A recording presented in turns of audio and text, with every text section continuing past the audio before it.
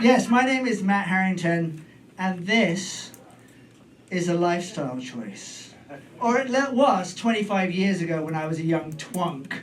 Too fat even back then to be a twink, you know? But it was my friend Alan Apple, who I used to work with in Washington, D.C. He's like, you should shave your head, you've got a great shaped head. The boys will love it. He was straight, but he was right, because yes, they did. And it was great back then being a little gay man, 5'5.5", in case you're wondering, out there on the dance floor, shirtless, sweaty, rolling, all the men of above average height rubbing my head for good luck, rubbing other things as well, obviously, you know, but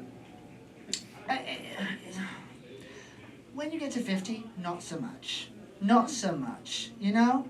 I apparently I have daddy energy now, which is sort of weird because I still think of myself as a cub, you know? Also shocking for you people, that's my whatever. I had lots of hair when I was a kid, lots. Shocking, I know. My mom was an aging hippie, so I had young hippie hair. And my mom would cut my hair. And by cut, I mean she lightly trimmed the bangs. Lightly, very long hair. So I did not get my first professional cut until I was 15 years old. An illicit rendezvous with Carlos at his salon during the lunch break at school. You know, he was jacked and Spanish or Portuguese or something, I don't know what, whatever. Obviously, he though spurred my liking, shall we say, for Latino men as I age, as you do. But I got home that night. My mom was so mad, she went ballistic. She threw a packet of digestives at me. Chocolate digestives. You knew she was mad. I had cheated on her by getting a short back and sides. Whatever. But move on. Let's move on to university.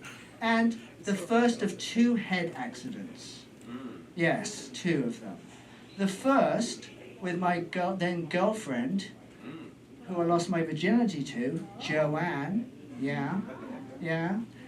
You know, we were new at university doing new things. We were trying things like squash, swimming, vegan cheeses, you know, things that you do when you're first out, you know? So we were trying swimming, and we had one of those long swimming sessions, you know, we did a lot of lengths, and then we decided we got bored with this quickly, and we started to dive down to the bottom of the pool and come back up, dive down again, come back up, dive down again, come back up.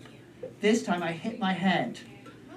You know one of those walkways that splits the pools? Do you know they do not go all the way down? Yeah, blood everywhere. You know, this being England, no lifeguard on duty, nobody cared.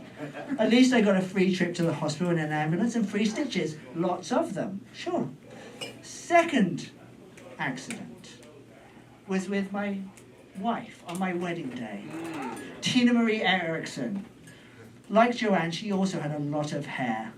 Curly hair, she had curly hair. Joanne had a lot of dark hair, a lot on her upper lip, whatever. Anyway. When I married, it was just for the curls. I got married on a wedding night. I got married in a linen shorts and a linen shirt. Cool, I thought. Heterosexual, obviously not. And then we had our reception at a bar on K Street in DC. Got really, really drunk.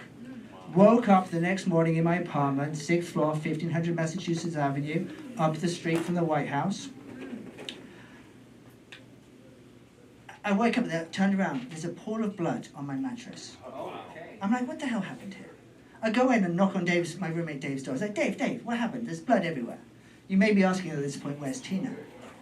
Remember, I'm not from this country, I am British. Anyway, right, Dave, what happened? He's like, oh, you got blood on you, something, you fell and hit your head. I was like, sure. I go to the bathroom, there is blood all over the place. I touch the back of my head, oh, this is not good. So I go down to the bottom floor, my friend Heidi Ecker lived there. Heidi was a big girl, big friendly girl, you know the type. And she's like, man, you've got a big gash on the back of your head. You have to go to the hospital. I'm like, sure, okay. I went back upstairs and waited. I was like, I can't afford this. This is America. I've seen John Q. Who? No. You know? A couple of later, Heidi comes, she knocks on the door. She's like, we are going. I'm like, okay, fine, make me. Fast forward. George Washington Hospital, the place where they took Reagan when he was shot. I was just drunk when I got there. And they tried to check me, and I'm like, they couldn't tell me what it was going to charge me. So I said, I can't do this. I can't do it. I just can't afford it. So we don't. I said, Heidi's like, no, Heidi, we're going to go. She's like, okay, let me talk to the paramedics. Now, Heidi was a big girl, so they liked her. They looked at the back of my head. They were like, I fainted right there. Yeah, they had to admit me. Get into the hospital, talking to the doctor, I refuse service, I can't afford this. He pulls the curtain round. He puts on Wonderwalls by TLC. And as he's cleaning me up, he says, would you mind if a few stitches fall into your head? He's like, Wonderfalls is great stitching music. I'm like, sure, okay, I'll do this, whatever. This is fun. Point of this whole story, people. Point of this whole story, do not use women with long hair as your beards. Shave it off and live with it. My name is Matt. Thanks very much.